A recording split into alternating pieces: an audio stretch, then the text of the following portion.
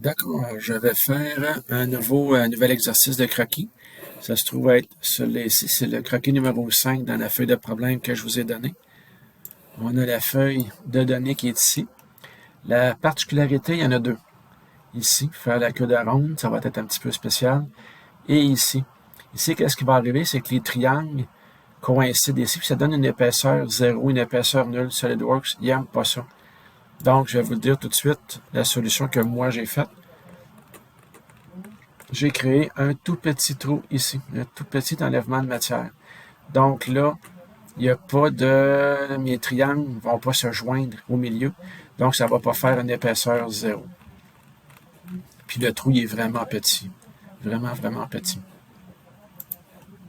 Donc, cette pièce est en pouces. Pouces. Donc, on va la faire en pouces. On pourrait la faire en fraction de pouce. Tiens, je la fais encore sur le plan de dessus. Et je vais mettre mon 0,0 au centre. C'est une pièce qui est symétrique. Tout de suite en partant, on voit que, je vais faire mon 0,0 juste ici, là. Donc, je vais pouvoir utiliser ma symétrie. Après ça, ça va être plus facile pour moi. Je pourrais faire la symétrie active, mais je vais la faire après. Donc, supposons que je vais commencer ici.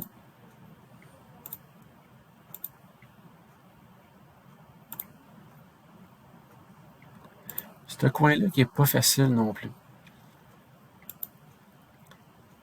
Les deux arrivent vis-à-vis. Et ici, la queue de ronde. Ouais, là, je l'ai mis vertical. Et ça se peut que je me sois causé un petit problème.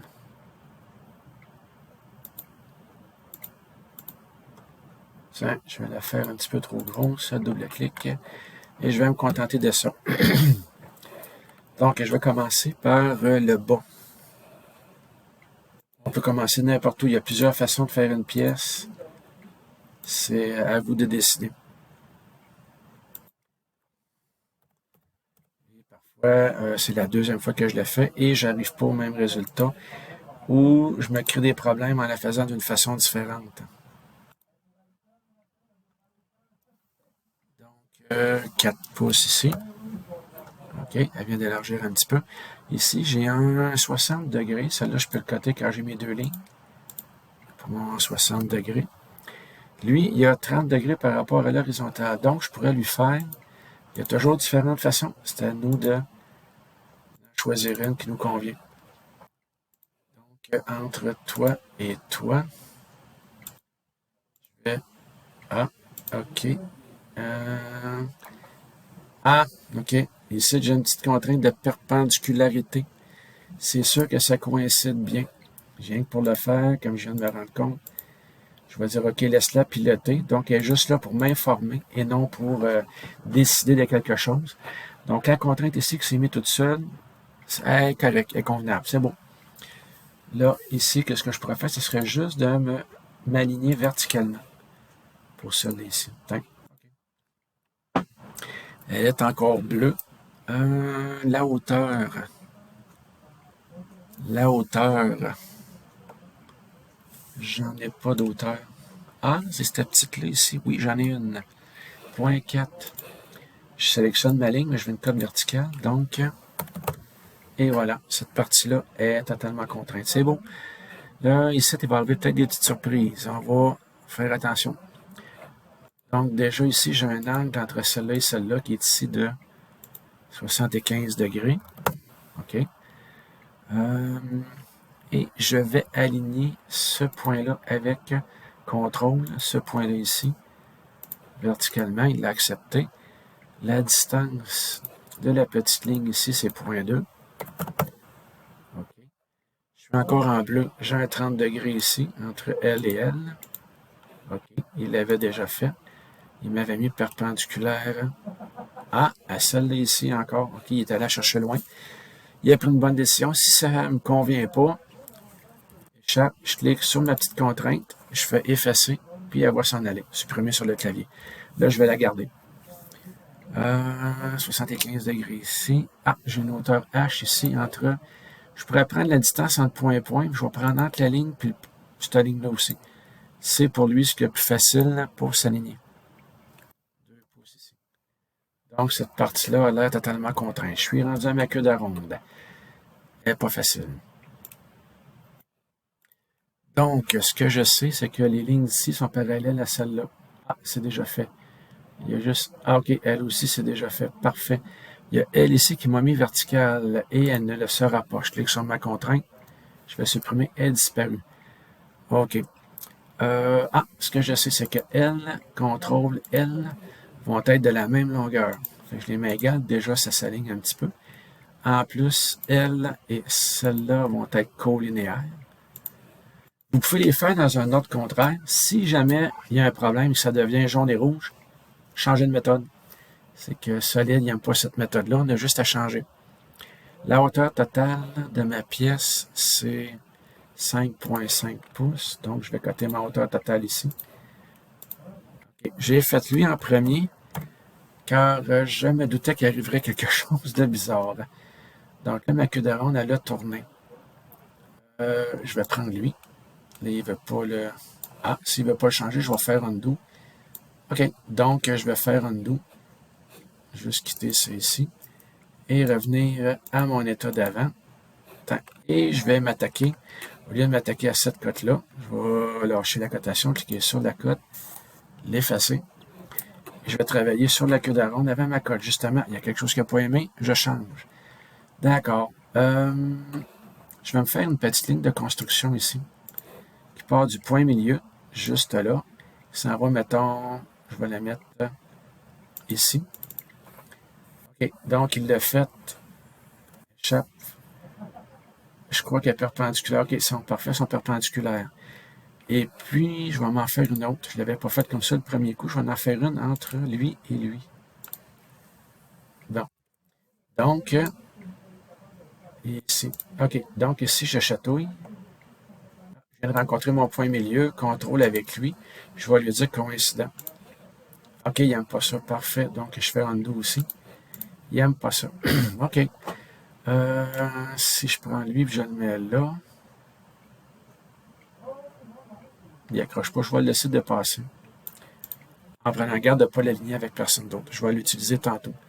OK. Donc, je vais essayer de coter mon angle ici de 60 degrés. Très différent. OK. Bon, elle a changé un petit peu, c'est parfait. Ensuite, la ligne qui est ici est de la même longueur que la ligne là. Je vais lui dire. Donc, toi, contrôle, toi aussi. Même longueur. Ça a fonctionné, ça aussi. Bon. Il y a ma largeur. OK, ma profondeur ici entre cette ligne-là. Oh, là, il a pris ma cote. Parce que ça peut arriver en mode avancé qu'on cote par rapport à des lignes d'attache ou qu'on fasse un réseau. Donc, toi et toi ici, on a 0,5. Elle va être un peu plus grande. Encore plus grande, OK. Fait que là, je vais aller chercher mon 5,5 d'auteur totale tantôt. Donc, lui, je peux le cacher ici. Celle-là, je pourrais le mettre ici. Un petit peu plus de place. Après ça, j'ai une distance entre cette ligne-là et le point qu'il y a là de 0,5 aussi. Donc, OK, je prends le point.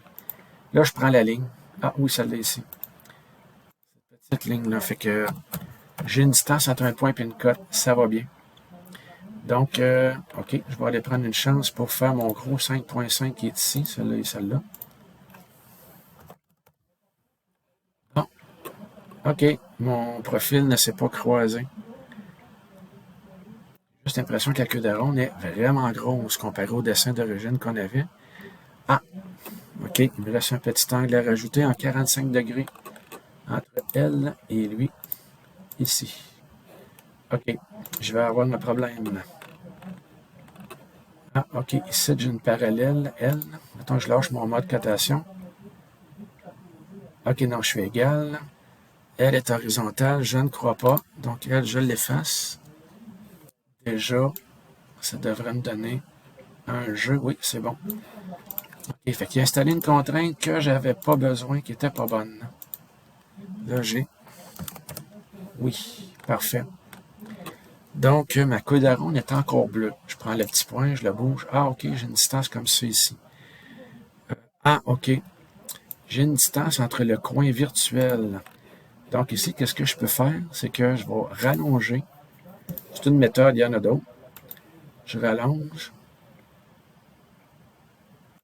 Je m'en viens ici. J'aurais dû garder ma ligne active.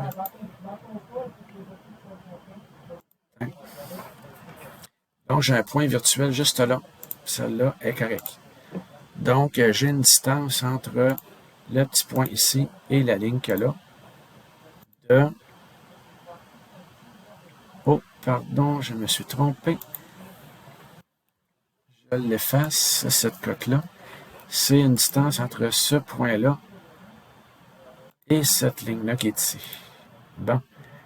Une distance de 1 pouce. Elle a changé de couleur, elle est correcte. Escape. Je vais juste tasser un petit peu mon coin.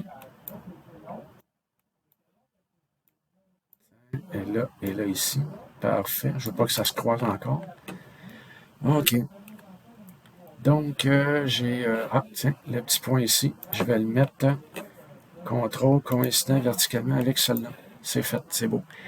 Ma rainure, la demi-rainure, elle a une largeur de 0.2. Fait que celle-là ici, il y a 0.2. Ah, il s'est croisé. Je ne ferai pas undo. Je vais juste déplacer celle-là d'en haut là. Je l'ai mis aligné avec celle-là. J'espère qu'il ne le fera pas. Ensuite, j'ai une distance entre le point ici et le centre là. Là, je prends 2 points, fait qu'il peut faire des cotes alignées comme ça. Je me déplace. Si jamais il ne se déplace pas, je fais une ligne de référence. J'ai une distance de 1.2. OK, ça s'en vient. F entre lui et celle-là ici. J'ai une distance de 1.2 encore. OK, totalement contrainte. Bon, je suis correct. C'est le temps de faire un miroir. Symétrie des entités. Entités symétrisées toutes. Ça en fait beaucoup. Par rapport à celle-là ici, je n'ai pas d'axe. Je n'ai pas fait de ligne d'axe. Donc, je fais échappe. Je me fais une belle petite ligne de symétrie. Je la fais ici. Supposons que je vais aller la mettre en bas. Ici. Donc, je recommence ma fonction. Je sélectionne tout. Parfait. Et je lui dis, par rapport à elle, en jaune, ah, j'ai mes lignes de construction aussi, pas grave. C'est des lignes de construction, voyez-vous, ne sont pas considérées pour faire mon esquisse, mon profil, mettons. Je l'extrude de, mettons, un quart de pouce par en arrière, et voilà. C'est fait. Donc, il y avait quelques petites particularités à faire attention. OK, je vais aller dessiner les petites étoiles qui font comme les yeux, on va dire.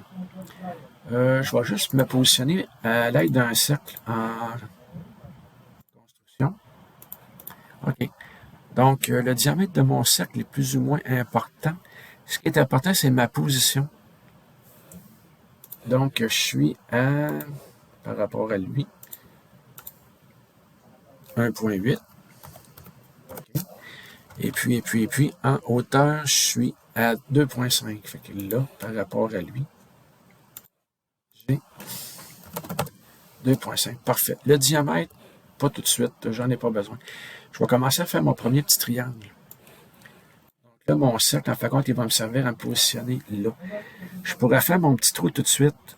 Il ne me donnerait pas d'erreur d'épaisseur vide. Donc, je pense que c'est ça que je vais faire. Je ne l'avais pas fait l'autre coup, mais je vais le faire là. Donc, ici, je viens faire un tout petit cercle. Si jamais il n'est pas assez grand, bon, il est mal centré. Pas grave. Je dis toi. Ah, tiens, toi avec toi. Concentrique. Parfait. Ensuite, je vois le côté. C'est presque ridicule. Très, très, très petit. 2 millièmes de pouce. Je ne le vois plus, mais il est là. Il est tout petit. Il est là. C'est lui. Ouais, je vais le garder grand. Donc, je dis OK. Je m'en vais dans les fonctions. Je fais tout de suite un enlèvement de matière. Si vous trouvez une autre solution, pas de problème encore une fois. À travers tout. Je ne le vois pas du tout. Bon. Il est là. Parfait. Donc, OK. Je vais utiliser mon esquisse. Donc, je vais l'avoir, mon cercle là. Parfait. Donc, je recommence une nouvelle esquisse. J'aurais pu faire ça sur la même esquisse que mes étoiles. Ça aurait fait pareil. Là, je l'ai fait en 2 coups. J'ai comme alourdi un petit peu mon arbre de création à gauche. Bon, OK. C'est beau, mon cercle est là. Non, je ne me mets pas là. Je le fais comme ça ici. Allez, jusque là. Bon, parfait. Donc, j'ai un 30 degrés. Première chose, j'ai un 30 degrés par rapport à la verticale ici. OK. Après ça, à partir du centre, aller à là, j'ai 1 pouce. OK. Après ça, j'ai 60 degrés de lui par rapport à la verticale qu'il y a là. Il est déjà totalement contraint. OK. Je pourrais lui faire tout de suite un petit miroir. Là, je vais avoir une ligne en double, par exemple. Fait que dans mes entités, je vais faire attention. Je prends lui et lui par rapport à lui. C'est beau. Moi, je disais une ligne en double, c'est que je vais juste prendre elle, je la garde, je la mets en construction. Donc là, mon profil, c'est cette étoile-là. Donc après ça, je pourrais faire... ah oui, il devrait me le prendre comme il faut. Je vais mettre un petit point ici, en plein milieu. Le point numéro... je ne l'ai pas. Oups, je viens d'en faire un second. Toi, bonsoir. Donc, je fais ma répétition circulaire, mes entités, mes paramètres. J'essaie de prendre le petit point ici, où je prends ce cercle-là. Esquisse, je ne sais pas trop, je vais checker mes objets. Je vais voir où c'est qu'il y a plus son centre. Ah, en bas, là-bas. J'ai beaucoup de difficultés avec le centre.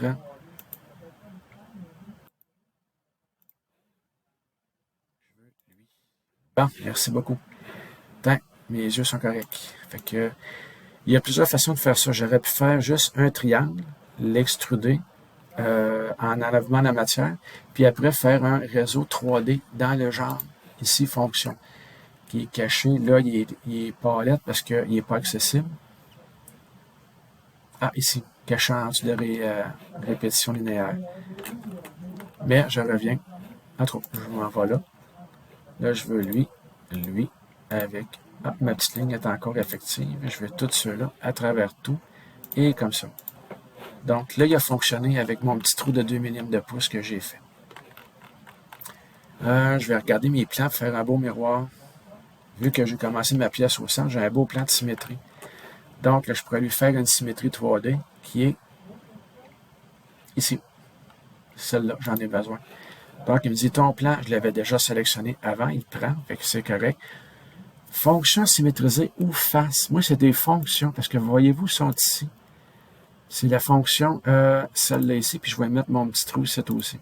C'est des fonctions. Donc, je dis, OK, fais-le. Tant c'est fait. Là, je vais juste cacher mon esquisse. Donc, mon petit bonhomme, il est fait. OK. Fait qu'il y avait quelques particularités. Merci.